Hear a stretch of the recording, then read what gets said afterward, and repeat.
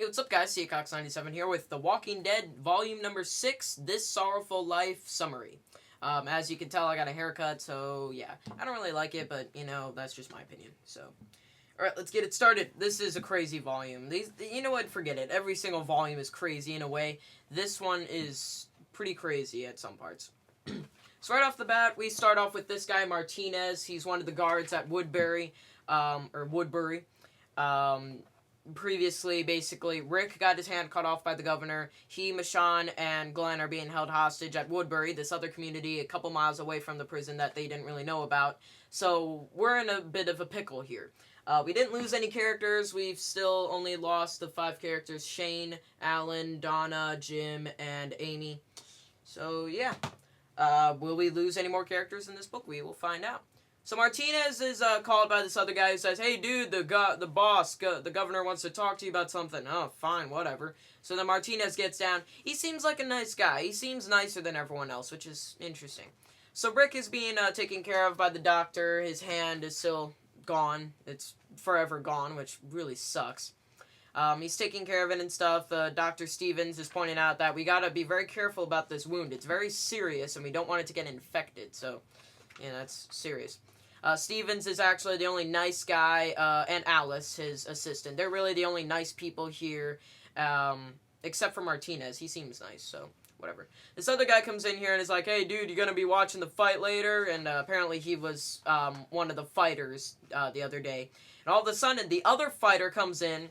He's missing a whole frickin' teeth in his mouth. He's only got like 2 teeth left. From that woman, that big woman who sang Sunny D and Rum song. Yeah, he kind of reminds me of her with 2 teeth. Anyway, so he's like, hey, I'm gonna frick you up, man. You knocked out my teeth. This is supposed to be a planned match. We get a couple bruises and scratches. That's it. Nothing frickin' permanent, like knocking out all my teeth. So the dude's like, "Oh, I'm sorry."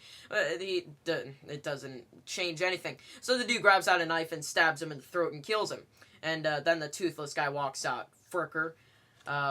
So the governor is still torturing Michonne he really is torturing her. It's very terrible.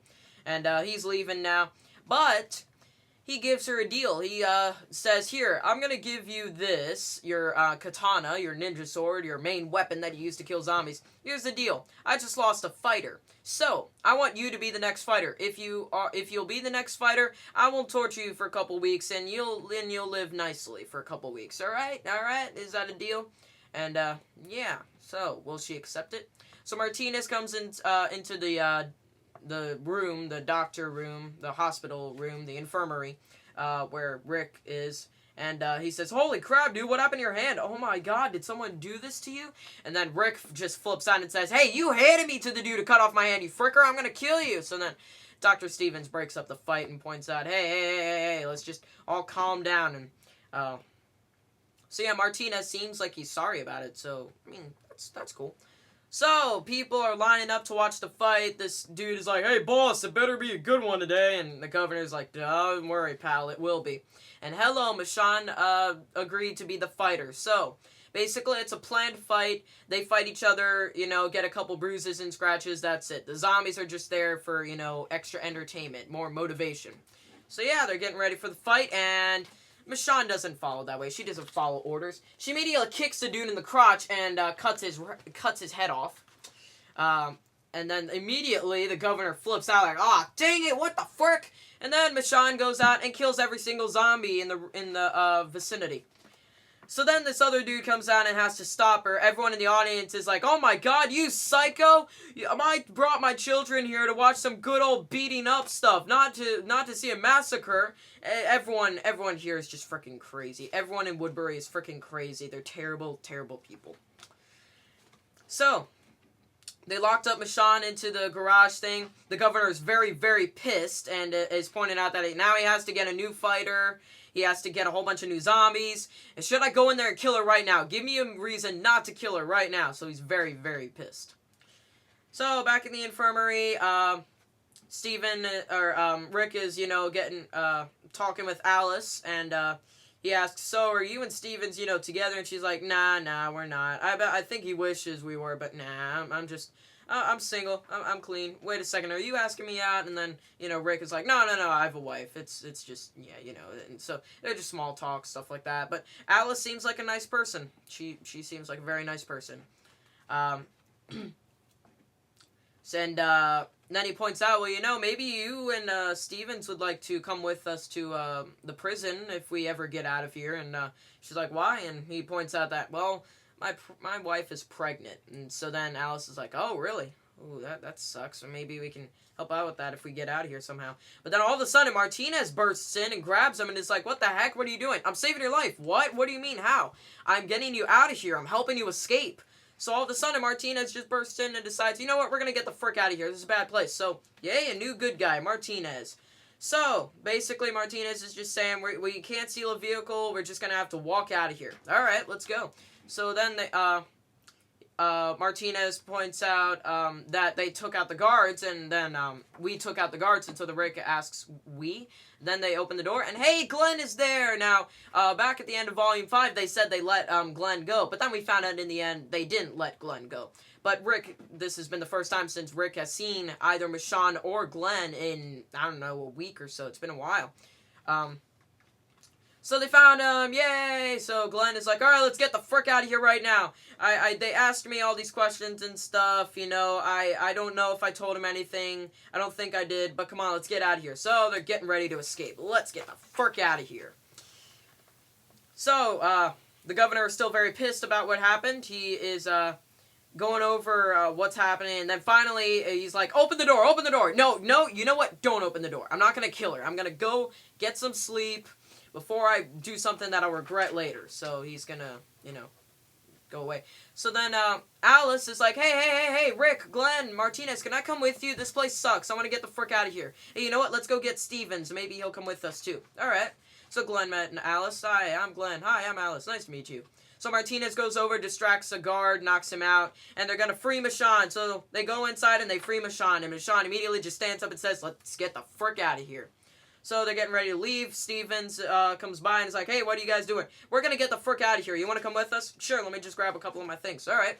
So they're grabbing the things. They heading out. They're going to sneak out. And it's weird, though, because so far it seems things a little too easy. Like, not a whole lot of people. It seems a little too easy. But maybe that's just the way it goes. So they're still escaping and stuff. A random woman comes up and asks Stevens about her son having a fever, and he's like, oh, sure, come by later today. I'll help him out. But he's totally lying. He wants to get the frick out of here. It's a terrible place.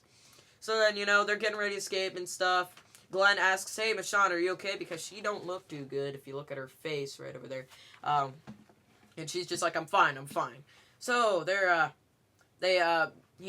Martinez distracts one of the guards. They're climbing over the walls and stuff, getting out of here. Stevens, they're just heading out and stuff. They're happy to get out. But then all of a sudden, hello!